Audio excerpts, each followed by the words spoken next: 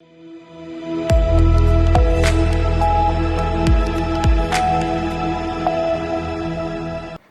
मैं हूं रत्ना और आप देख रहे हैं सी न्यूज़ भारत। वक्त हो गया उत्तर प्रदेश बुलेटिन का। बात करेंगे आगरा की, जहां प्रील्यूड पब्लिक स्कूल में बुधवार को कोलाज प्रतियोगिता का आयोजन किया गया। आगे बात करेंगे फर्रुखाबाद की, जहां भाजपा सांसद मुकेश राजपूत ने बताया कि फर्रुखाबाद के अंतर्गत सांसद खेल महोत्सव का आयोजन किया जाएगा।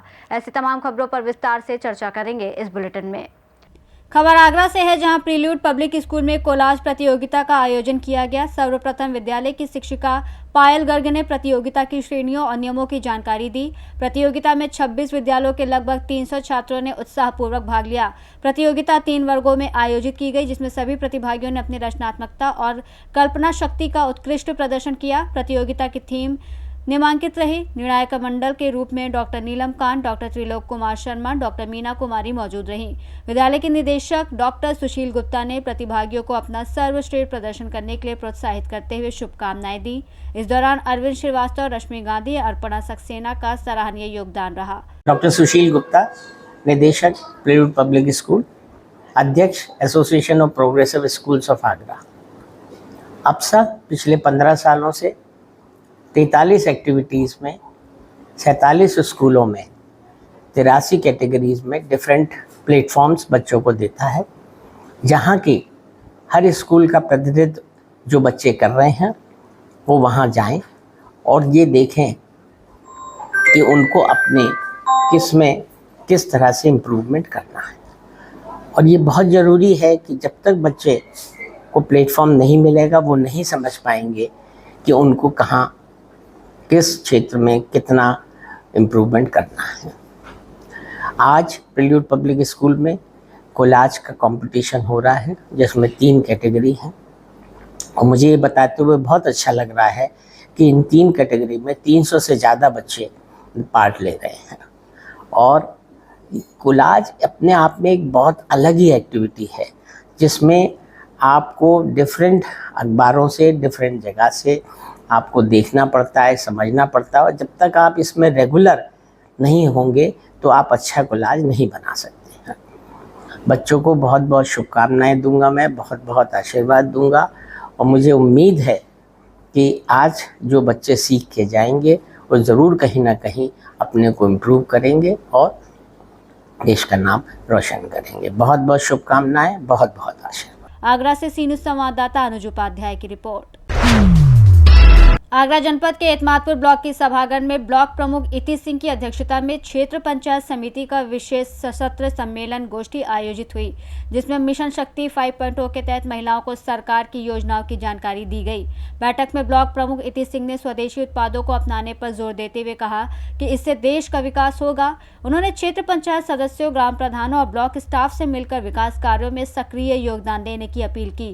कार्यक्रम में खंड विकास अधिकारी विजय कुमार अग्रवाल, ब्लॉक प्रमुख कार्यालय प्रभारी मेघ सिंह बौद्ध, लेखाकार रमाकांत शर्मा सहित कई क्षेत्र पंचायत सदस्य, ग्राम प्रधान और स्टाफ मौजूद रहे। आज किस तरह का प्रोग्राम रखा गया है आपके? आज ब्लॉक पर माननीय योगी जी और मोदी जी के नेतृत्व में हमने जो जीएसटी के ऊपर सभी अपने प्रधानगण और बीडीसी गण और सबको इसकी जानकारी दी और विकसित भारत के बारे में भी हमने मोदी जी की नेतृत्व में सभी को समझाया। और जो लोग आए उनके लिए दीपावली का त्योहार है, तो उसके लिए भी हमने सबके लिए गिफ्ट और मिठाई की व्यवस्था की और इसी के साथ में सभी को दिवाली, धनतेरस और भाई दूज और गोवर्धन पूजा की बहुत बहुत शुभकामनाएं देती हूँ। क्या कार्यक्रम आयोजित किया, गोष्ठी भी आयोजित की है आपने और तमाम बीडीसी लोग यहाँ आए हैं, क्या कहना? आज विकासखंड एतमादपुर में विकसित भारत और विकसित उत्तर प्रदेश के ऊपर एक गोष्ठी रखी गई है, जिसमें सदन में जो प्रस्ताव पास करके हमें लखनऊ भेजना है। जो माननीय मुख्यमंत्री जी ने जो विचार व्यक्त किए हैं ऑनलाइन, वो हमें जनता तक पहुंचाने हैं और सब जो विचार जैसे हमारा देश या हमारा उत्तम प्रदेश 2047 तक कैसे बनेगा, उसके लिए माननीय मुख्यमंत्री जी, माननीय मोदी जी स्वयं जनता से रूबरू होकर के एक पोर्टल के माध्यम से 12 बिंदुओं पर उनकी राय मांग रहे हैं और उसके लिए गोष्ठी रखी गई। आगरा से सी न्यूज़ संवाददाता विष्णु बघेल की रिपोर्ट। बिलसी तहसील के गांव लोथर में ग्रामीणों ने ग्राम प्रधान पर बिना सूचना दिए बुलडोजर चलाने का आरोप लगाते हुए आक्रोशित होकर तहसील कार्यालय पहुंचकर प्रदर्शन किया। ग्रामीणों ने कहा कि ग्राम प्रधान ने उनकी सहमति के बिना ही जेसीबी से घूर और बटिया को तोड़वा दिया, जिससे उनका नुकसान हुआ। इस मामले में बिलसी एसडीएम प्रेमपाल सिंह ने जांच के आदेश दिए हैं ताकि सच्चाई का पता लगाया जा सके। ज्ञान सिंह त्यागी एडवोकेट, मेरे ग्राम पंचायत लोथर में ग्राम पंचायत श्रीपाल द्वारा आज गांव की घाटा संख्या 127 रकबा 114 हेक्टेयर, उसमें समस्त जाति के लोगों के घूर पड़ रहे हैं। चकबंदी टाइम से भूमि की घूर बटिया सब उसने गिरवा दिए हैं। एसडीएम साहब को हमने दोपहर कहा था तो उन्होंने कोई आश्वासन नहीं दिया, लेकिन अब मिलने पर कहा है कि हम उसे अग्रिम कार्रवाई नहीं करने देंगे। बदायूं से सीधे संवाददाता नईम की रिपोर्ट। राष्ट्रीय स्वयंसेवक संघ का स्थापना दिवस शताब्दी वर्ष के अवसर पर गायघाट में संघ का भव्य पथ संचलन निकाला गया। इस अवसर पर स्वयंसेवकों ने अनुशासन, संगठन और एकता का परिचय देते हुए समाज को एकजुटता का संदेश दिया। मोहनदास गिरी बाबा स्थान से शुरू हुए पथ संचलन की शुरुआत प्रार्थना और ध्वज बंधन के साथ हुई। इसके उपरांत स्वयंसेवकों ने पूर्ण गणवेश में पथ संचलन करते हुए कस्बे का भ्रमण किया। मार्ग में लोगों द्वारा कई स्थानों पर पुष्प वर्षा कर स्वयंसेवकों का स्वागत किया। अध्यक्षता जिला कार्यवाह दिलीप कुमार ने किया। इस अवसर पर मुख्य वक्ता नानपारा नगर प्रचारक बलजीत ने कहा कि संघ केवल संगठन नहीं बल्कि ये राष्ट्रभक्ति, अनुशासन और सेवा का प्रतीक है। प्रत्येक स्वयंसेवक का जीवन समाज और राष्ट्र के उत्थान को समर्पित है। इस अवसर पर खंड संघ चालक कृपाराम यादव, अशोक कुमार, अमित कुमार सहित विचार परिवार से जुड़े हुए पदाधिकारी काफी संख्या में स्वयंसेवक मौजूद रहे। बहराइच से सी न्यूज़ संवाददाता रामनिवास की रिपोर्ट। खबर फर्रुखाबाद से, जहां ब्रह्मदत्त द्विवेदी स्टेडियम में सांसद मुकेश राजपूत ने की प्रेस वार्ता। भाजपा सांसद मुकेश राजपूत ने लोकसभा क्षेत्र में आयोजित होने वाले सांसद खेल महोत्सव की जानकारी देते हुए बताया कि इस प्रतियोगिता में खिलाड़ियों, दिव्यांगजन और वरिष्ठ नागरिकों को विभिन्न खेलों में हिस्सा लेने का अवसर मिलेगा। 17 अक्टूबर से 21 दिसंबर तक चलने वाले इस महोत्सव के लिए अब तक 6314 प्रतिभागियों ने ऑनलाइन रजिस्ट्रेशन कराया है, जिसमें अलीगंज से 105, कायमगंज से 1675, अमृतपुर से 886, फर्रुखाबाद सदर से 2451 और भोजपुर से 1197 खिलाड़ी शामिल हैं। ऑफलाइन रजिस्ट्रेशन की भी व्यवस्था है। महोत्सव में kho kho, kabaddi, volleyball, badminton, athletics, marathon, cricket समेत रस्साकसी और पैदल दौड़ जैसे खेल शामिल हैं। कार्यक्रम लोकसभा क्षेत्र की चारों विधानसभा में स्थित स्पोर्ट्स ग्राउंड में आयोजित होगा। सांसद खेल महोत्सव का उद्देश्य ग्रामीण क्षेत्रों में छुपी खेल प्रतिभाओं को सामने लाना और युवाओं में खेलों के प्रति रुचि बढ़ाना है। भाजपा जिला अध्यक्ष फतेह चंद वर्मा ने बताया कि ये फेस्टिवल स्थानीय फिट इंडिया लीडर्स की पहचान और परंपरागत खेलों को बढ़ावा देने के लिए भी आयोजित किया जा रहा है। इस अवसर पर जिला उपाध्यक्ष रश्मि दुबे, वीरेंद्र कठेरिया, जिला मंत्री अमरदीप दीक्षित समेत अन्य पदाधिकारी मौजूद थे। फर्रुखाबाद की जो पूर्व लोकसभा प्रत्याशी है, उन्होंने भी एक बयान दिया था भगवान राम को लेकर, उसको किस तरीके से आप देखते हैं? देखिए, पूर्व प्रत्याशी हैं, वो एक पेशे से डॉक्टर भी हैं, दूसरे समाजवादी पार्टी के कैंडिडेट रहे हैं। कांग्रेस और समाजवादी पार्टी के कैंडिडेट होने के नाते मैं देखता हूं कि चाहे कांग्रेस हो चाहे समाजवादी पार्टी, ये कभी भगवान राम भक्तों पर गोलियां चलवाती है, कभी सिर्फ भक्तों को आतंकवादियों की तुलना देती है, मवालियों से तुलना देती है, और कभी कभी वो भगवान श्री राम को हवा में उड़ाने का बात करते हैं। काशी मिले मुलायम काशी राम, वो तो खत्म हो गए हैं, लेकिन नारा आज देने के औचित्य क्या? वो स्वर्ग में बैठे, वो कैसे मिल सकते? या डॉक्टर मिलवा सकते तो नहीं कह सकते। इस तरह के जो लोगों की जन भावना को ठेस पहुंचाती है समाजवादी पार्टी और कांग्रेस, दोनों को मैंने देखा। वो कहते राम का कोई औचित्य नहीं पैदा हुए भी नहीं हुए। कांग्रेस के लीडर हैं दिग्विजय सिंह जी, आरोप लगाते रहे इस तरह राम के होने पर ही क्वेश्चंस लगाते रहे। तो इस तरह कांग्रेस हो या समाजवादी पार्टी हो, ये एक बड़े वर्ग को कष्ट कैसे हो, इस तरह के अलूल जलूल बातें करने का उनका प्रयास रहा है। इसी तरह मुझे लगता है कहीं डॉक्टर नवल किशोर भी इस तरह की भाषा का प्रयोग कर रहे हैं और उन्हें नहीं करना चाहिए। भगवान राम थे और हैं, आज भी वो विराजमान है। पहले टेंट में थे, अब भव्य दिव्य मंदिर में विराजमान है। और एक भगवान राम का अयोध्या में मंदिर ही लोग इतने दर्शन करने जाते कि उन्होंने पिछला रिकॉर्ड भी अपना तोड़ा। विश्व का कोई ऐसा मंदिर नहीं जो इतना लोगों की नज़र में एक तरह से आस्था का केंद्र बना। आज पूरे विश्व के लोग पहले विश्व के लोग आते थे हिंदुस्तान में, वो ताजमहल देखने जाते थे। आज पूरे विश्व के लोग आते हैं, भगवान राम का मंदिर देखने जाते हैं। भव्यता दिव्यता में वो आगे इतना बढ़ चुका है, और भगवान श्री राम के लिए इस तरह की बातें करना, हवा में भगवान श्री राम नहीं, सब उड़ सकते हैं, लेकिन राम तो उड़ाने वाले हैं, और लोग भगवान जिन्हें उड़ाने वाले हैं वो ही लोग उन्हें उड़ा रहे हैं। तो इसलिए मुझे लगता है कि वो इस ऐसी बातें करके वोट बैंक को मजबूत कर रहे हैं। बैंक में वोट उनका मजबूत नहीं हो रहा है, उनकी जमीन भी खिसक गई है। उन्हें पता नहीं आगे आने वाले चुनाव में, जब भी चुनाव आएगा तो समाजवादी पार्टी कांग्रेस के तो वो अपनी हैसियत का पता लगेगा। भगवान राम हैं और वही सर्वमान्य है, बिना उनके कल्याण नहीं होता है। जो राम का नहीं वो किसी काम का नहीं। और जो जिसने राम का विरोध किया, रावण ने भी राम का विरोध किया, क्या हाल हुआ। लोग कहते हैं, मैंने पढ़ा है, लोग कहते हैं वहाँ पर कि 1 लाख पूत 1.25 लाख ना थी, और जिनके घर ना जलाने वाला, दिया बाती जलाने वाला भी नहीं बचा। तो ऐसे जो राम की आलोचना करते हैं, जिस रावण के पास सब कुछ था, जिसके पास 1 लाख पूत थे, 1.25 लाख नाती थे, तो उसके घर में दिया बाती जलाने वाला नहीं बचा। तो मुझे लगता है ऐसे नेताओं के घर में भी दिया बाती जलाने वाले, ऐसी पार्टियों में भी दिया बाती जलाने वाले लोग नहीं रहे। फर्रुखाबाद से सी न्यूज़ संवाददाता आदेश की रिपोर्ट। जनपद पीलीभीत के थाना गजरौला कला में थाना प्रभारी ब्रजवीर सिंह के नेतृत्व में पुलिस टीम ने मिशन शक्ति और साइबर क्राइम जागरूकता अभियान के तहत लोगों को जागरूक किया। इस दौरान थाना प्रभारी ने उपस्थित ग्रामीणों, युवाओं और महिलाओं को संबोधित करते हुए कहा कि मिशन शक्ति सरकार की एक महत्वपूर्ण पहल है, जिसका उद्देश्य महिलाओं को आत्मनिर्भर और सशक्त बनाना है। थाना प्रभारी ने जनता को भरोसा दिलाया है कि यदि किसी के साथ साइबर फ्रॉड होता है तो तुरंत हेल्पलाइन नंबर पर शिकायत दर्ज करें। थाना गजरौला कला पुलिस ने पैम्पलेट्स बांटकर जागरूकता का संदेश दिया और लोगों से अपील की कि वो खुद जागरूक रहें और अपने आसपास के लोगों को भी जागरूक करें। इस अवसर पर एसएसआई मोहम्मद आरिफ, एसआई मोहम्मद रिजवान, समस्त थाना स्टाफ मौजूद रहा। ग्रामीणों ने भी पुलिस की इस पहल की सराहना की और भरोसा जताया कि ऐसे अभियानों से समाज में सुरक्षा की भावना और अधिक मजबूत होगी। पीलीभीत से सी न्यूज़ संवाददाता रिजवान फैजी की रिपोर्ट। फतेहगढ़ के कोतवाली क्षेत्र में स्थित जियो मार्ट मॉल में अमूल चीज और अमूल लस्सी समेत कई ब्रांडेड सामान की एक्सपायरी या बिना एक्सपायरी डेट के मिलने पर शिकायत के बाद जांच की गई। जांच में 5 star chocolate, Limca cold drinks, macaroni, पापड़ सहित कई उत्पाद एक्सपायरी पाए गए, जिन पर एक्सपायरी डेट प्रिंट नहीं थी। इसके बाद जियो मार्ट को एक्सपायरी सामान रखने और बेचने पर नोटिस जारी किया गया। जांच के बाद पूरा एक्सपायरी सामान नष्ट कर दिया गया। यह कार्रवाई अमूल चीज की टोल फ्री नंबर पर मिली शिकायत के बाद की गई। सर, अभी जियो मार्ट में जो है अभी जाँच हुई है, क्या इसमें पाया गया, क्या त्रुटियाँ थी?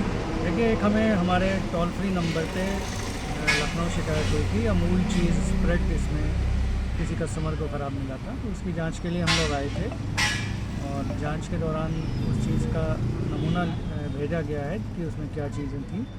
इसके साथ ही एक अमूल की लस्सी काफ़ी पुरानी दिख रही थी, तो उसका भी सैंपल किया गया है। इसके अतिरिक्त इनके स्टोर के अंदर देखा गया तो जो इन्वेंट्री इन्होंने ख़राब सामान की रखी थी वो उस पर कोई बोर्ड नहीं लगाए थे, जिसके लिए इम्प्रूवमेंट नोटिस दिया गया और जो ख़राब सामान रखा हुआ था वो इनको कहा गया कि एक्सपायर्ड उसको नष्ट करें, तो इन्होंने स्वतः ही नष्ट कर दिया।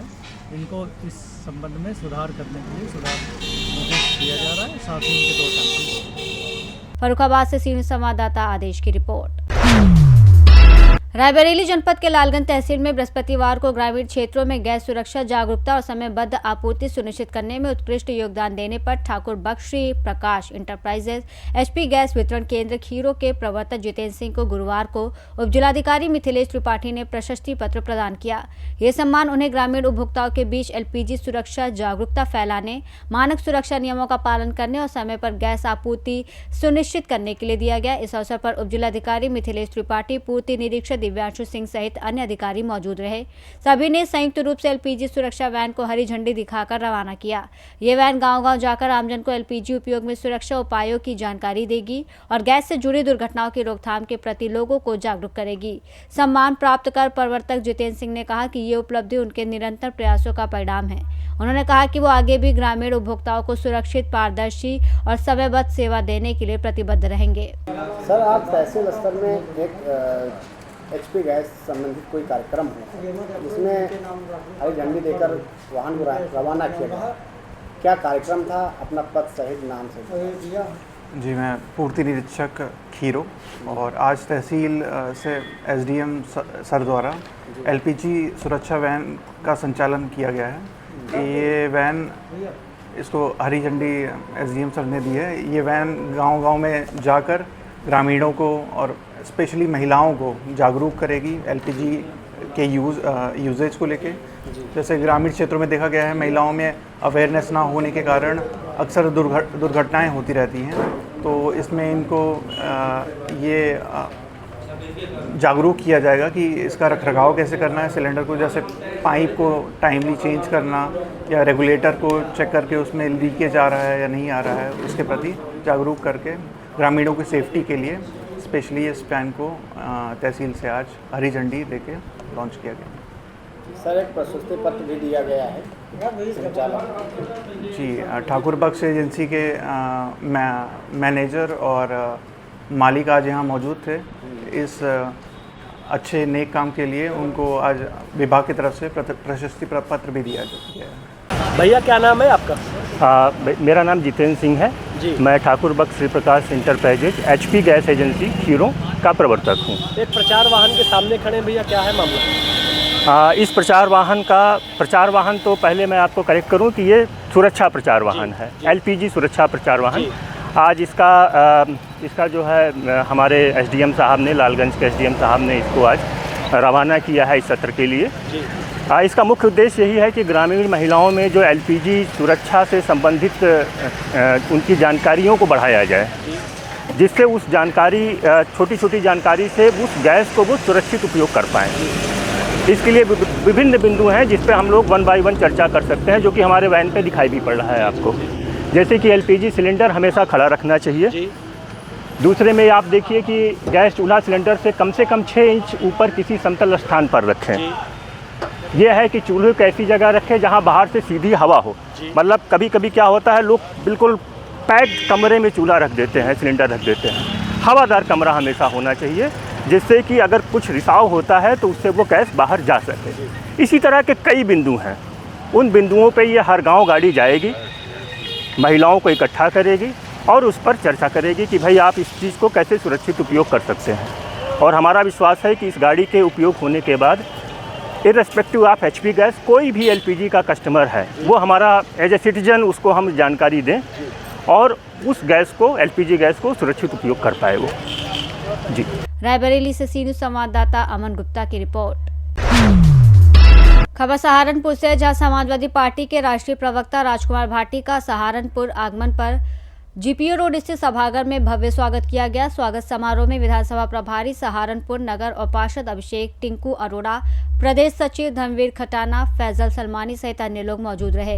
इस अवसर पर प्रेस से बात करते हुए राजकुमार भाटी ने कहा कि पीडीए चौपाल कार्यक्रमों को प्रशासन और पुलिस द्वारा अनुमति न देना लोकतंत्र की हत्या के समान है। उन्होंने कहा कि विपक्ष को जनता के बीच जाकर अपनी बात रखने से रोका जा रहा है। भाटी ने जोर देते हुए कहा कि सरकार की तानाशाही के आगे समाजवादी पार्टी कभी नहीं झुकेगी और पीडीए चौपाल कार्यक्रम लगातार जारी रहेंगे। भाटी ने 2027 के विधानसभा चुनाव की तैयारी का जिक्र करते हुए कहा कि पार्टी भाजपा को करारी शिकस्त देकर उत्तर प्रदेश में सरकार बनाएगी। इस मौके पर समाजवादी पार्टी के पूर्व राष्ट्रीय अध्यक्ष चंद्रशेखर यादव, पिछड़ा वर्ग प्रकोष्ठ प्रदेश उपाध्यक्ष इंजीनियर विजेश, प्रदेश विशेष मंत्री सदस्य रतन यादव सहित अन्य पदाधिकारी और कार्यकर्ता मौजूद रहे। सहारनपुर में हमने पीडीए चौपाल का आयोजन किया और ये हम जिले में जाके विधानसभा वाइज कर रहे हैं। 50 विधानसभाओं में मैं अब तक पीडीए चौपाल आयोजित कर चुका हूँ और इसका उद्देश्य पीडीए समाज के लोगों को जागरूक करना और संगठित करना है और राजनीति में उनके साथ जो शासन के द्वारा भेदभाव किया जा रहा है, जो अन्याय किया जा रहा है, उसके प्रति जागरूक करना है। अगर बात करें भी कल ये जो इकरा मैम थी, उनकी एक वीडियो वायरल हुई, उन्होंने आरोप लगाया था प्रदीप चौधरी, आप किस तरह से देखते हैं? बीजेपी और आरएसएस इस तरह के षड्यंत्र करते रहते हैं। ये कहीं मिट्टी में मूर्ति दबा देंगे, फिर कहेंगे यहाँ शिवजी प्रकट हुए हैं। कहीं ये आपने तमस उपन्यास अगर पढ़ा हो भीष्म साहनी का, तो मस्जिद के सामने सुअर काट के डलवा देंगे, मंदिर के सामने गाय डलवा देंगे, दंगे करा देंगे। ये भी इसी तरह का षड्यंत्र है। ये इकरा हसन को बदनाम करने के लिए, चुनाव में हिंदू मुसलमान करने के लिए केवल षड्यंत्र है।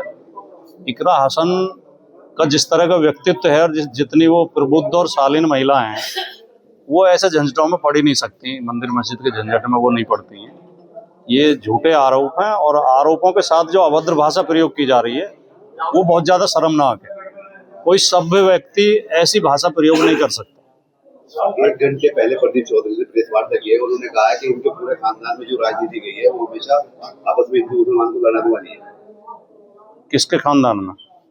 विकास में नहीं, मैंने तो चौधरी हुकम सिंह जी के मुंह से खुद सुना था कि हम एक खानदान हैं और हमारे बीच में इतना अच्छा तालमेल रहा है कि मैं विधानसभा लड़ता था तो मनोवर हसन का परिवार मेरी मदद करता था और वो लोकसभा लड़ते थे तो हमारा परिवार उनकी मदद करता था। ये मैंने चौधरी हुकम सिंह जी के मुंह से खुद सुना है साक्षात। ये कह रहे हैं लड़ाने वाली रही है। हसन परिवार की राजनीति तो हमेशा जोड़ने वाली रही है। वो तो हिंदू मुसलमान को भाईचारे की बात करते रहे हमेशा। पार्टी स्तर पे इकरा जी के मामले को लेकर बहुत कमजोर दिया पार्टी क्योंकि टिंकू जो है वो पैसा, लेकिन जो राष्ट्र बहुत बड़ा नेतृत्व हो या जो विधायक भी है वो सांसद भी है, लेकिन उनको लेके कोई मुद्दा नहीं उठाया जाता। इकरा जी के साथ दोबारा बदतमीजी होती है। एक बार यहाँ पे प्रशासन द्वारा किया गया है और वहाँ पे अवसर किए गए हैं।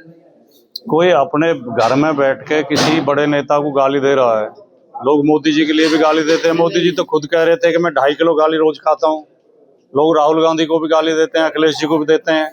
तो क्या सबसे बहस करते घूमेंगे हमारे नेता? इकरा हसन कोई बड़े नेता नहीं थे, टिंकू जी थे और ये थे, लेकिन बड़े नेता कौन है और इनसे बड़े नेता कौन है? देखो कितने भारी भरकम है। सांसद भी है, एमएलसी भी है।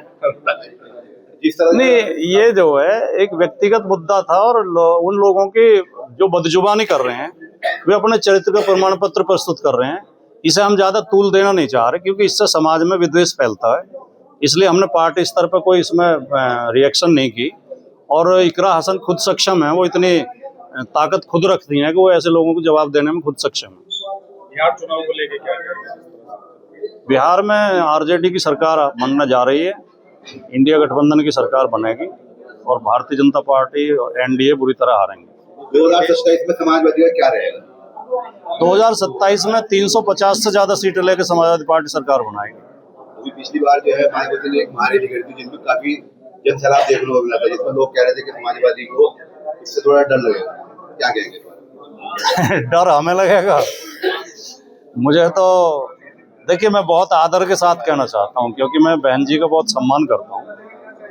उसके 3 कारण है कि एक तो वो हमारे जिले की हैं, दूसरे महिला हैं और तीसरे दलित समाज से आते हैं। इन 3 कारणों से मैं उनको बहुत सम्मान करता हूँ। लेकिन आजकल वो बहुत भयभीत हैं, वो सच बोलने की हिम्मत नहीं कर पा रही हैं। अब वो किस कारण से डरी हुई हैं और वो क्या कारण है, उन्हें उनकी जांच करने की जरूरत है। ये एक इतने जिन्हें आयरन लेडी कहा जाता था, आज वो मोम लेडी बनी हुई है। वो भाषा कहाँ गई जो बहन जी के तेवर थे? विपक्ष के नेता का और मीडिया का काम होता है सरकार की आलोचना करना, सरकार की प्रशंसा करना नहीं होता। सरकार की प्रशंसा के लिए तो ऐड दिए जाते हैं। सहारनपुर से सी न्यूज़ संवाददाता शाकिर राजपूत की रिपोर्ट। फिलहाल इस बुलेटिन में बस इतना ही। देश और दुनिया की तमाम बड़ी खबरों के लिए देखते रहिए सी न्यूज़ भारत।